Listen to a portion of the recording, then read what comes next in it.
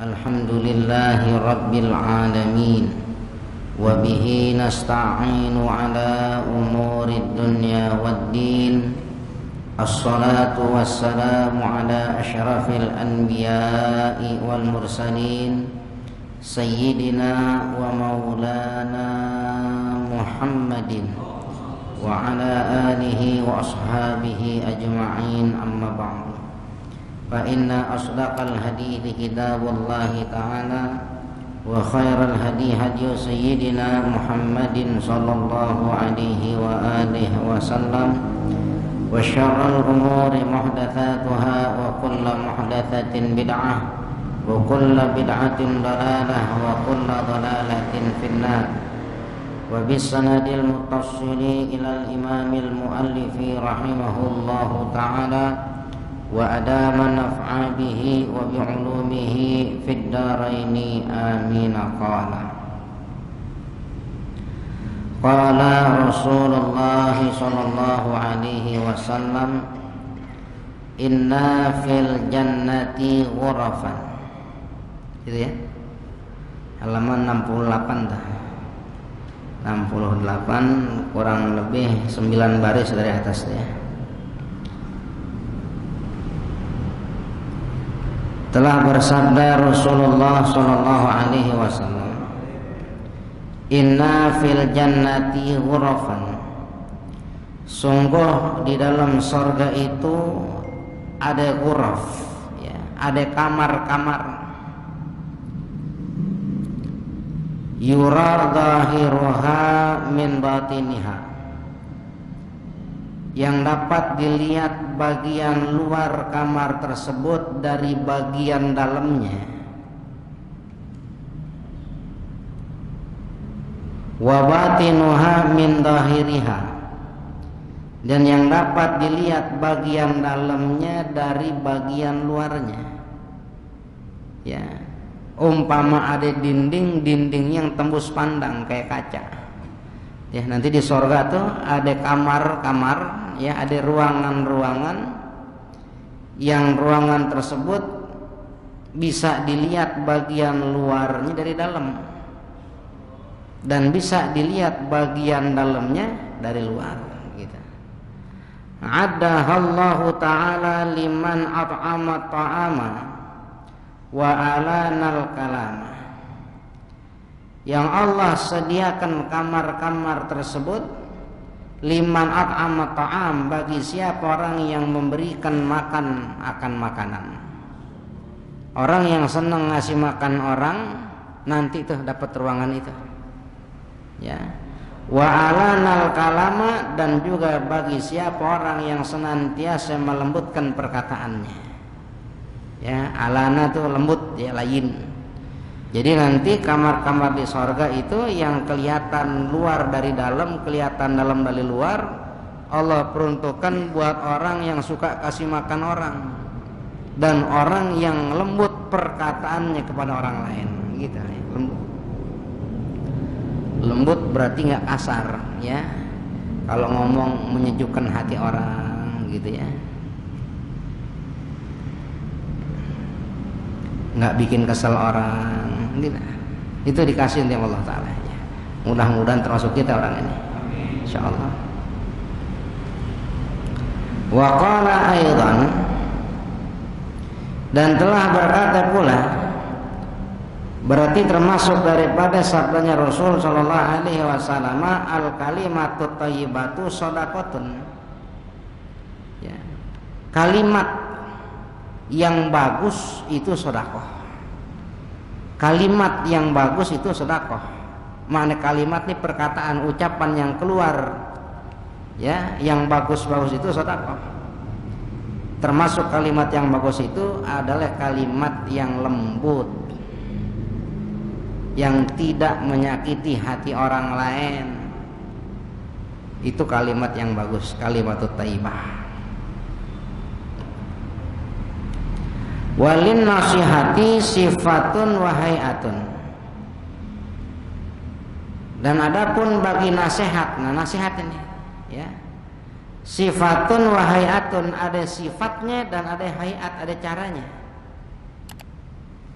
kemarin kita bahas tadi ini ya, kita bahas masalah tentang yang sebelumnya miro, berbantah-bantah, wal jidal, apa jidal? Debat, ya, wal munaqashah, apa munaqashah? Demennya itu meneliti omongan orang gitu, ya. Tapi yang ditungguin bukan benernya, ditungguin salahnya, itu munaqashah namanya. Nah sekarang kalau nasihat bagaimana? Sedangkan menasehati itu kan perlu kepada perkataan, menasehati itu perlu kepada ucapan. Bagaimana nasihat itu? Maka nasihat dikatakan sifatun wa hayatun, ada sifatnya, ada caranya. Katalyinil kalami wa khufyatil makani, ya, seperti melembutkan ucapan, perkataan, wa khufyatul makan, dan menyembunyikan tempatnya. Ya, khufyah itu sembunyi, tempat yang sepi. Ini nasihat. Maka sesuatu yang kita sampaikan walaupun itu suatu kebenaran, cara menyampaikan itu harus ada dua, ada sifatnya, ada tempatnya. Bagaimana sifatnya? Sifatnya itu talyinil kalam. Katalyinil kalam seperti melembutkan perkataan. Lembut itu sifat. Sifatnya bagaimana? Lembut, gitu. Maka kalau untuk memberikan nasihat mesti disampaikan dengan perkataan yang lembut. Ya, nasihat itu mesti disampaikan dengan perkataan yang lembut, gitu. Wahayatun, dan juga ada caranya. Bagaimana caranya? Wa khufyatil makan, di tempat yang sunyi. Kalau mau nasihatin orang mesti dengan lemah lembut, itu sifatnya, dan caranya mesti di tempat yang sunyi, tempat yang sepi. Kalau dengan kalimat yang kasar bukan nasihat namanya. Apa? Maki-maki. Lu bagaimana sih, udah tua masih begitu aja? Nah gitu. Itu bukan nasihat namanya. Maki-maki kalau dengan kasar. Kita seharusnya nih dengan usia kita, itu kan enak orang tuh, ya, timbang dibilang lu udah tua masih begitu aja, sama kita nih seusia kita kayak begini kan lebih halus gitu, orang lebih enak menerimanya. Itu sifatnya dengan kelembutan. Lalu makan, ya, khufyatil makan, kesunyian tempat. Ini caranya. Kalau nasihatin orang jangan di tempat yang ramai, cari tempat yang sunyi, kalau bisa berdua. Itu nasihat namanya. Kalau umpama kita bongkar menasihatin orang dengan tempat yang terbuka, itu namanya ngebongkar aib. Banyak orang nih yang kita nasihatin seorang, tapi di hadapan banyak orang, itu namanya bongkar aib orang. Maka cara menasihatin dua, ada sifatnya, ada caranya. Sifatnya dengan kelembutan perkataan, caranya di tempat yang sunyi gitu. Jangan tempat ramai. Kalau dia kasar perkataan namanya memaki, kalau dia tempat halayak ramai itu bukan nasihat, namanya ngebongkar aib gitu. Bongkar aib. Kan pada mulanya nasihat enak gak? Enak. Saya yakin semua orang itu senang dinasihatin. Tapi kalau umpama dinasihatin akan kesalahannya di hadapan orang banyak, malu juga. Kata dia, tau gitu gua gak datang tadi, gitu.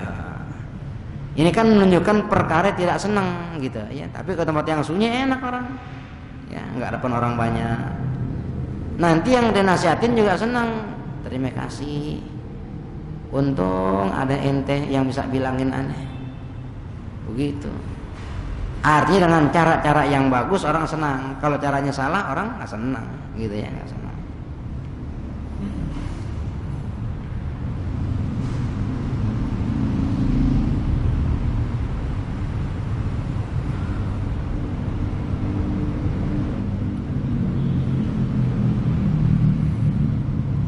Ya. Wa yuhtaju fiha, dan dibutuhkan di dalamnya ai an-nasihati, yakni dalam nasihat itu Wa yahtaju fiha, dan membutuhkan fiha di dalam nasihat itu ila talattufi, kepada kelembutan. Nasihat itu perlu kepada kelembutan, ya. Ay tarafukin, tarafuk itu kesopanan, kesantunan, ya.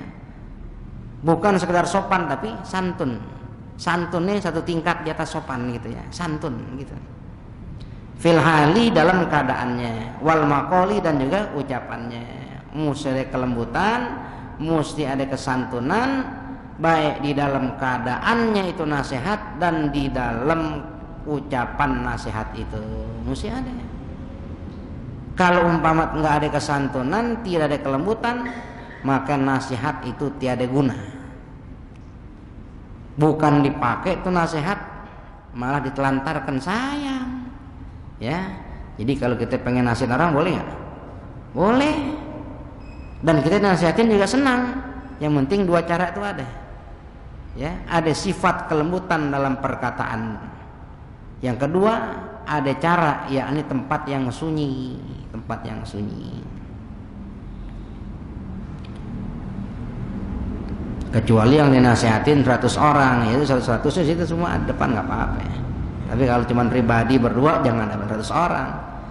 Yang dinasihatin 1, yang dengerin 100, malu orang, ya, malu, bongkar aib orang.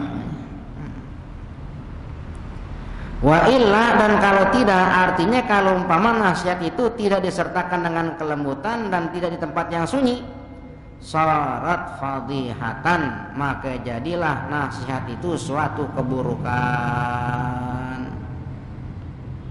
Kalau nggak sesuai tempatnya, nggak sesuai caranya sama sifat kelembutan dalam nasihat, maka itu nasihat itu menjadi keburukan, fadihah, ya, keburukan. Ay kashfa aibin, yakni ngebongkar aib namanya, ya, ngebongkar aib. Kalau nasihat itu seumpama kayak tadi, ya, nasihatnya buat seorang tapi diberikan nasihat di hadapan 100 orang, itu namanya ngebongkar aib. Bukan jadi kebaikan, justru itu jadi keburukan nasihat itu, ya, keburukan. Wa kana fasaduha, dan adalah keburukannya, kerusakannya, ay al-fadihati, yakni kerusakan buruknya, aktsara, itu bakal lebih banyak, min sholahiha, daripada kebaikannya. Itu nasihat nggak jadi baik, justru bahkan lebih banyak kerusakannya nasihat itu.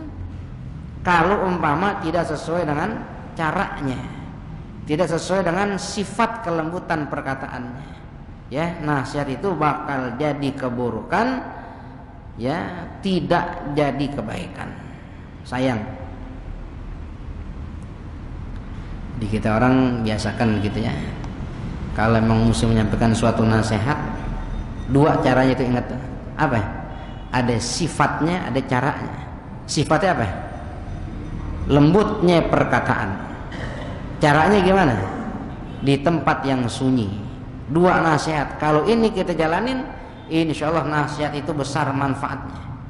Tapi kalau kita nggak jalanin ini dua sifat dan juga hayat ini caranya, maka itu nasihat bakal jadi fadihah, kerusakan, keburukan, ya, keburukan. Wa man khalata mutafaqihatal asri, dan siapa orang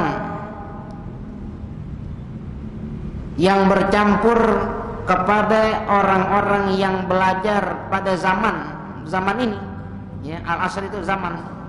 Aiman asyaral mutafaqihata fi hadzal zaman,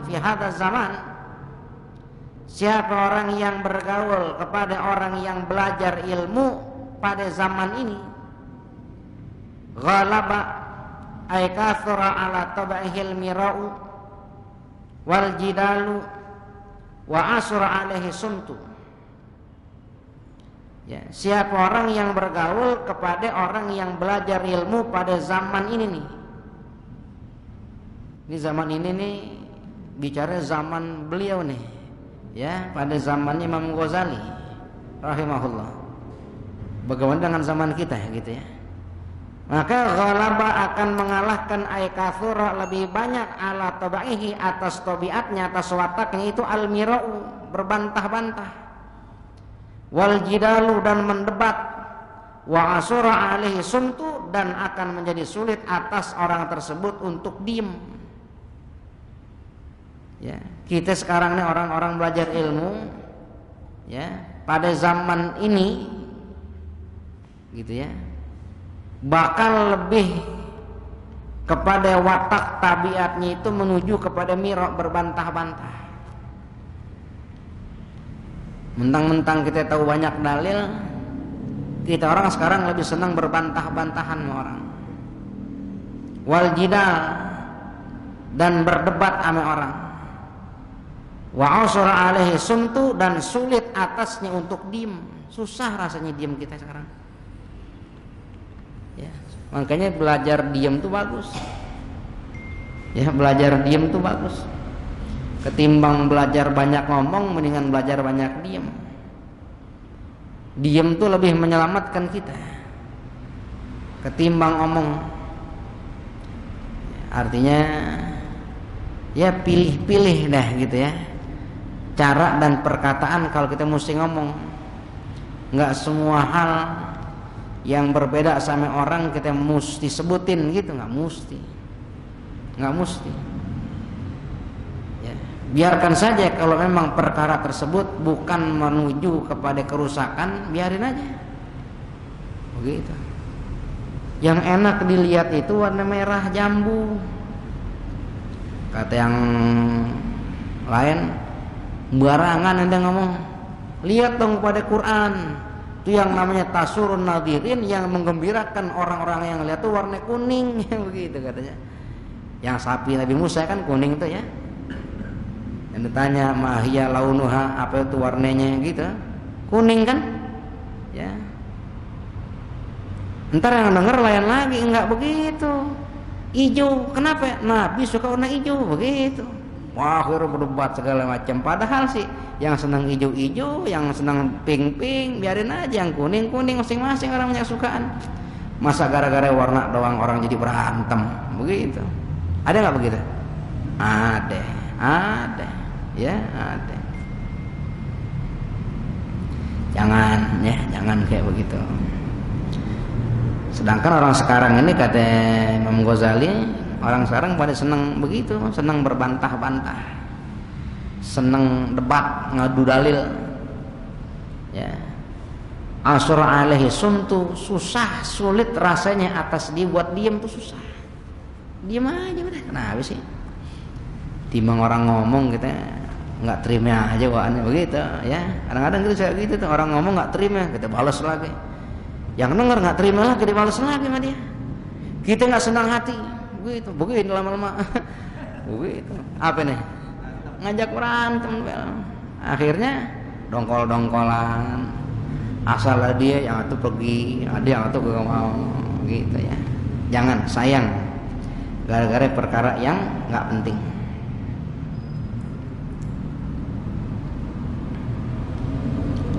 Padahal kan sudah dikatakan ya, siapa orang yang mantarokal mirok, siapa orang yang meninggalkan berbantah-bantahan,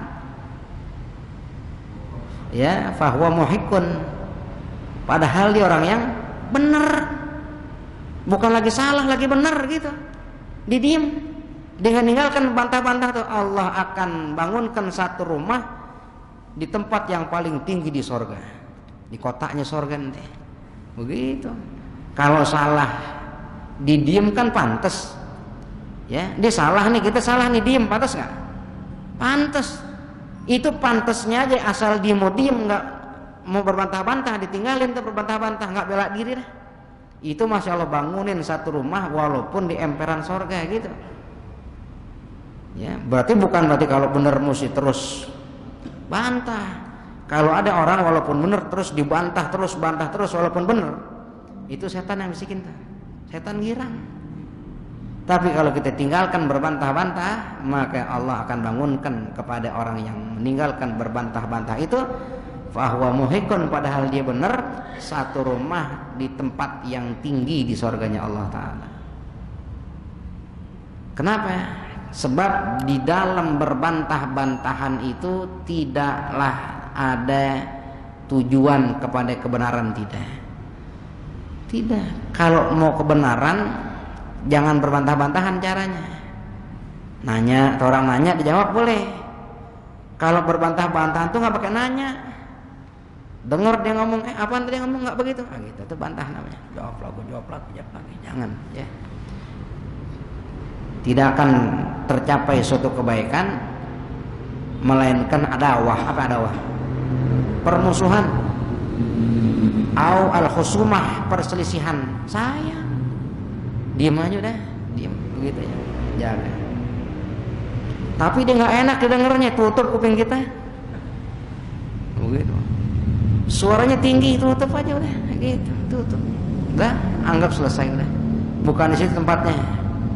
Ya, di dalam berbantah-bantahan tidak akan tercapai kebaikan, melainkan perselisihan atau permusuhan. Percaya gak kira-kira? Kalau percaya jangan dibuktiin. Cukup kita yakin aja, jangan dibuktiin, ntar repot ya. Kalau dibuktiin repot nanti.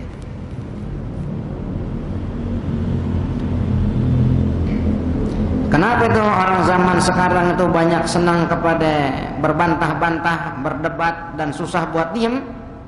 Idza alqa ilaihi ay li annahu allamahu ulama usu'i. Karena menjumpai kepadanya, ya, kepada orang yang belajar pada zaman ini, ay maknanya li annahu, karena sanya dia orang yang belajar di zaman ini, allamahu telah mengajarkan kepada dia ulama usu, yakni ulama yang jahat. Sekarang ini banyak ulama jahat. Ya, ente ini mesti belajar ilmu biar apa? Biar nanti kalau ada orang yang salah ente bisa benerin gitu. Nyuruhin untuk debat, nyuruhin buat berbantah-bantah. Ini kebanyakan ulama kayak begitu. Mudah-mudahan kita enggak deh gitu, ya. Repot.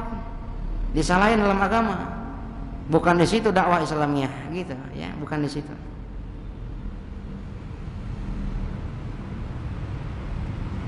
Anna dzalika, bahwa yang demikian, ay al-mira'a, yakni berbantah-bantah itu, wal jidala, dan berdebat itu, wal fadlu, dia itu merupakan suatu keutamaan, ay al-khairu, dan itu merupakan suatu kebaikan. Tuh ulama ngajarin gitu. Ulama yang mana? Ulama su, yang jahat tuh ngajarin gitu. Kalau ente menang debat, ente orang bagus, utama ente, afdol ente. Kalau ente hebat dalam berbantah-bantah, maka ente adalah orang yang baik, orang yang bagus, ilmu ente tinggi, begitu. Makanya muridnya, santrinya demen berbantah-bantah, gitu ya, sempat demen pada perdebatan. Wa annal qudrata 'alal muhajati ay al-mughalabati fil hujjah, dan bahwa al-qudrata, ya, berkemampuan alal muhajati, atas berhujjah. Berhujjah itu mengeluarkan dalil, ya, berhujjah, beralasan gitu, beralasan. Ai al mughalabati fil hujjati, yakni mengalahkan di dalam hujjah, dalam dalil, dalam alasan. Wal munaqasyata, dan juga munaqasyah, neliti omongan orang gitu ya. Neliti omongan orang gitu, munaqasyah.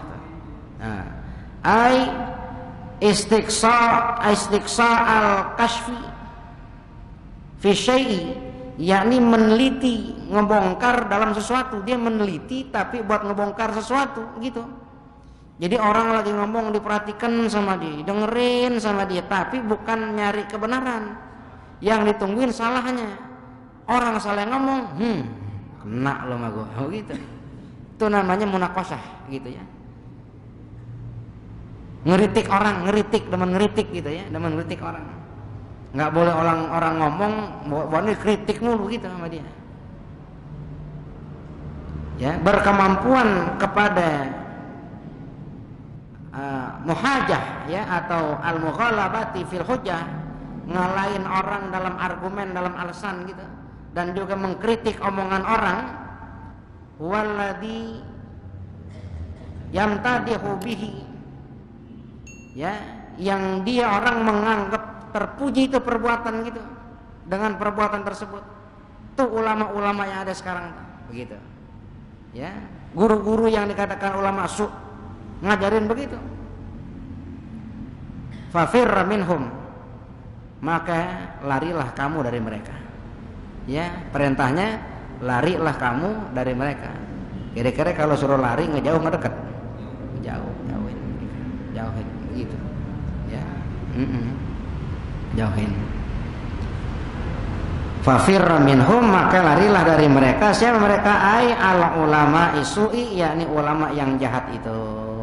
Ya, larilah kamu dari ulama yang jahat itu. Jangan ikutin, ya. Kalau ada ulama-ulama yang timbang ngajarin buat berbantah-bantahan, terus buat ngedebat-debat orang, suruh mengkritik omongan orang, ya jangan ikutin. Ya. Fafirra minhum, maka larilah kamu dari mereka. Ya, firaraka minal asad, seperti larinya dirimu dari singa. Kita kalau lari dari singa larinya pelan sampai kencang dong, jauh, tinggalin, ya, tinggalin, jangan deketin. Kalau kita deketin nanti yang repot kita, kemakan omongan dia kita, ya, kemakan omongannya. Ya jangan dah, tinggalin. Artinya nggak layak kita berdebat sama orang, ya, berbantah-bantah juga nggak ada kebaikannya, cuma menimbulkan permusuhan, sayang, gitu ya. Kita ngaji aja dah, baca Quran, ya, hadis, kitab ngaji gitu ya. Orang tanya kita bisa jawab, nggak ada yang tanya tuh ilmu bekas kita ngaji bisa pakai sendiri, begitu. Gitu, jangan nyesel. Gua ngaji lama-lama nggak ada yang butuh ilmu gua, Pak, gitu. Buat sendiri aja, buat sendiri aja ngaji gitu. Kalau nggak ada yang butuh kasih, kita bisa begitu, ya, kita kasih kalau nggak ada butuh.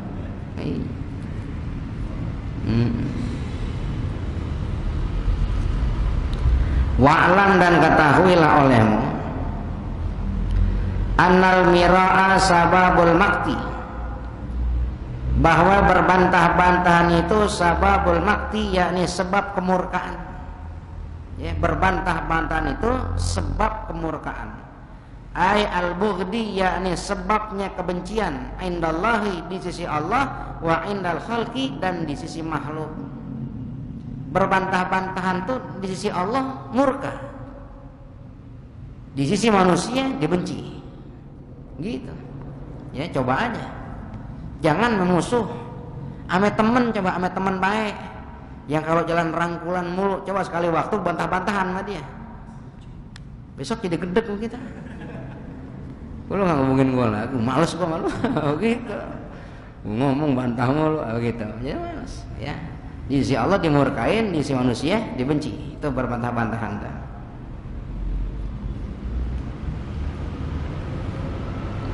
Qala alaihi salatu wassalam, telah bersabda Nabi alaihi salatu wassalam, darul mira'a, ya, menjauhlah kamu dari mira', dari berbantah-bantahan. Fa innahu, maka sungguhnya berbantah-bantahan itu la tufhamu hikmatuhu, tidak dapat dipahamin hikmahnya, wala tu'manu fitnatuhu, dan tidak dapat keamanan dari fitnahnya. Berbantah-bantahan itu tidak dapat dipahamin hikmahnya, nggak ada hikmahnya. Dan berbantah-bantahan itu la tu'manu fitnatuhu, tidak akan mendapatkan rasa aman dari fitnah. Pasti bakal ada fitnah di situ. Apa fitnahnya? Permusuhan, kedengkian, begitu nanti. Ya, hati-hati. Maka meninggalkannya sangat utama. Bukan lebih utama, sangat utama. Ya.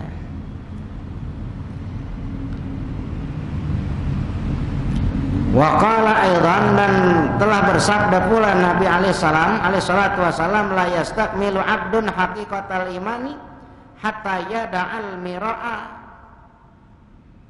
wa in kana muhiqqan, gitu. Sabda Nabi alaihi salatu wasallam, la yastakmilu abdun, tidaklah sempurna seorang hamba hakikatul imani, akan hakikat keimanan itu, hatta sehingga ya da'al mira'a, dia meninggalkan berbantah-bantahan, wa in kana muhiqqan, sekalipun adalah hamba tersebut dalam keadaan benar. Kalau kita umpama orang yang benar nih, omong kita benar, orang bantah, kita masih juga ngebantah dia dengan kebenaran kita, maka dikatakan la yastakmilu abdun hakikatul iman, tidak menjadi sempurna seorang hamba akan hakikat keimanannya, belum sempurna. Udah biar benar, kalau memang bantah-bantahan di situ diem, tinggalin. Itu yang benar, apalagi yang salah gitu. Ya, kalau udah salah ngebantah mulu, udah salah ngeyel, udah salah ngotot, itu mohon maaf ya, naudzubillah min dzalik, namanya jahil murakkab namanya. Jahil murakkab gitu. Ini topi nih Wan. Topi dari mana? Tutup gelas. Ini topi ini buktinya kan. Begitu mama. Tutup gelas. Nggak terima juga, jahil murakkab namanya, naudzubillah min dzalik. Hati-hati. Ya, hati-hati.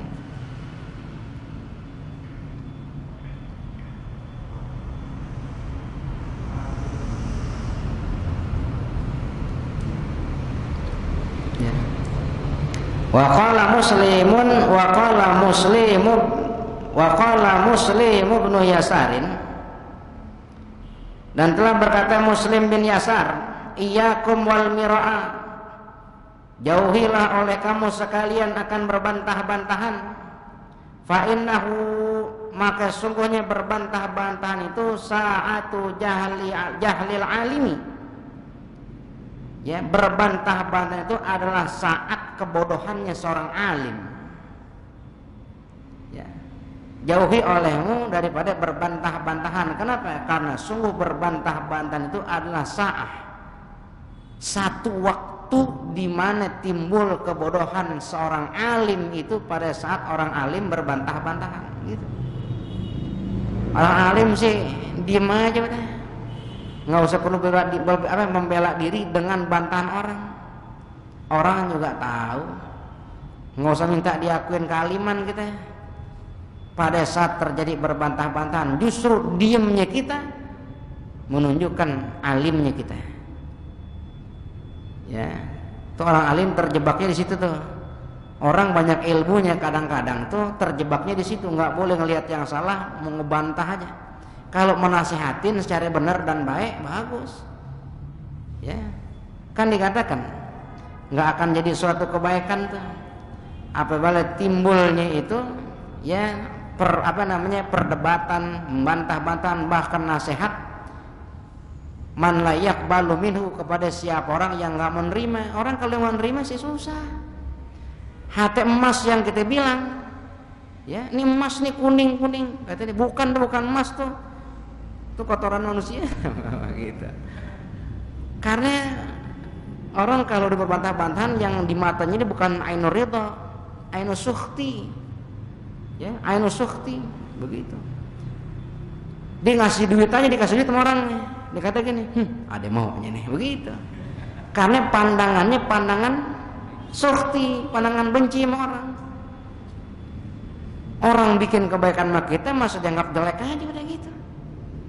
Lain kalau ainur ridha, kalau orang bisa mandang kita dengan ainur ridha, kita senyum aja kata dia, luar biasa.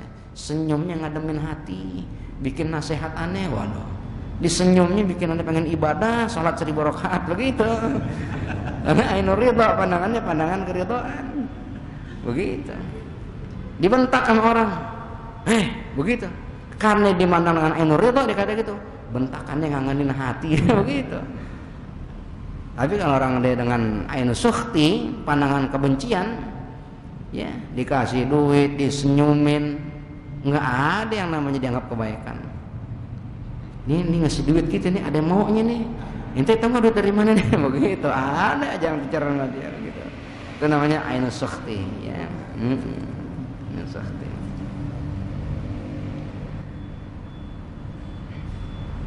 Wa innaha ya bagi syaitanu zillatahu, ya, yakni menanti-nanti setan akan kesalahan dia. Itu yang setan cariin tuh. Ya, yang setan cariin tuh itu tuh. Kan orang alim kan orang yang berilmu. Setan ini kalau sama orang yang alim itu ngeri. Ngeri setan tuh. Ya, setan itu lebih takut sama seorang alim yang lagi tidur ketimbang 1000 orang ahli ibadah yang lagi sholat gitu dengan tanpa ilmu. Takut setan tuh begitu. Makanya pada saat seorang alim ini tampak kebodohannya dengan dia berbantah-bantahan, di situ tuh saat yang ditunggu sama setan. Nah ini dia, alah lo, gitu kata setan. Alah, begitu, alah. Jangan sampai ya, nanti setan jadi girang, ketawa geli, gara-gara ngelihat kita berbantah-bantahan. Bikin ngeri setan. Kalau kita nggak berbantah-bantahan, setan ngeri. Gitu, setan ngeri. Takut setan sama kita. Tapi kalau kita orang alim berilmu berbantah-bantahan, sama setan diketawain. Nah, kena loh, begitu, kena loh.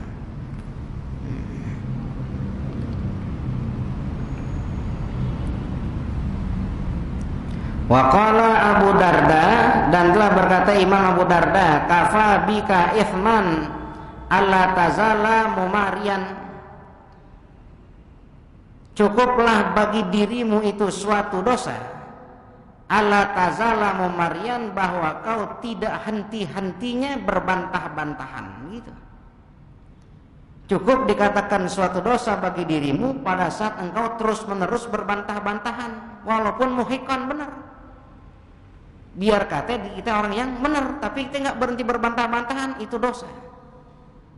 Maka tujuan mau nasehatin nggak jadi pahala, tuh nasihat jadi dosa buatnya.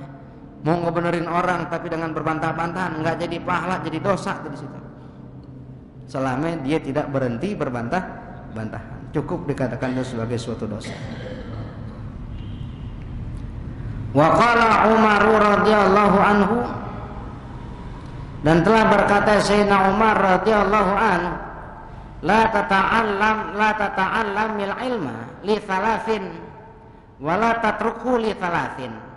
Janganlah kamu itu belajar ilmu karena 3 hal. Wa la tatruku, dan jangan pula kamu tinggalkan ilmu itu li thalathin karena 3 hal. Jangan kau belajar ilmu karena 3, jangan kau tinggalkan ilmu pula karena 3. Apa itu yang 3 itu? La tata'allamhu litumari bihi. Yang pertama, janganlah kamu belajar ilmu itu untuk berbantah-bantahan dengan ilmu itu. Aneh mesti ngaji biar apa? Biar bisa ngebantahin orang-orang. Nah, ya nggak boleh, jangan. Kita suruh diem, bukan suruh ngebantah orang. Gitu, suruh diem. Begitu. Wala litubahiya bihi, dan jangan pula karena untuk membangga-banggakan diri dengan ilmu itu. Jangan. Gitu ya, jangan gitu. Jangan ilmu buat membangga-banggakan diri, jangan. Justru ilmu itu yang bagus semakin dipelajarin, orangnya semakin merunduk. Kalau orang belajar ilmu, dia belajar masing begini nih, itu ya, pemula namanya, pemula. Ya, nanti kalau udah lama, gitu.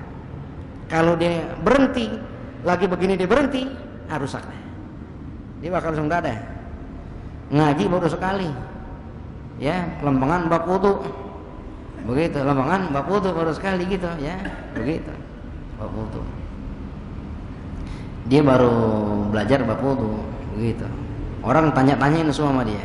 Ente tahu nggak rukun wudu ada berapa? Rukun wudu. Dia rasa bangga gitu. Enggak rukun wudu.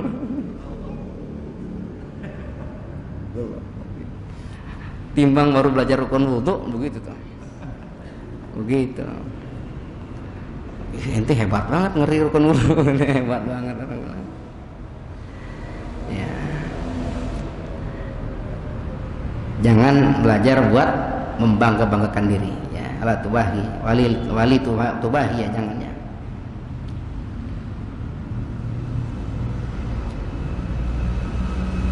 Wala lituraiya bihi, dan jangan pula kamu belajar ilmu itu lituraiya bihi, untuk riya, pamer gitu ya. Jangan buat riya, jangan, dengan ilmu jangan. Wala tatruku, dan janganlah kamu tinggalkan ilmu itu hayaan, yang pertama karena malu, min talabihi, dari menuntutnya. Dia kagak ngaji, nggak belajar, malu, udah tua, ya udah tua, jangan. Nggak enak rame, jangan. Ya, jangan ada rasa malu buat nuntut ilmu. Kalau kau tinggalkan nuntut ilmu, nyari ilmu karena malu, salah, ya salah. Wala zahadata fihi, dan jangan pula kamu tinggalkan ilmu zahadah, zuhud, merasa puas gitu ya, merasa puas, zuhud gitu ya. Cukup, merasa cukup dengan ilmu gitu ya. Jangan, ya biarin aja, saya udah begini gitu ya, belajar ngerti, jangan kau tinggalkan ilmu karena merasa zuhud, jangan merasa cukup. Ini zuhud dalam ilmu ini salah. Kalau zuhud dalam dunia boleh, ya zuhud atas dunia boleh, merasa puas sama dunia boleh. Tapi kalau zuhud sama ilmu jangan, ya jangan. Zuhud sama kebaikan itu jangan. Tambahin terus gitu ya, tambahin terus.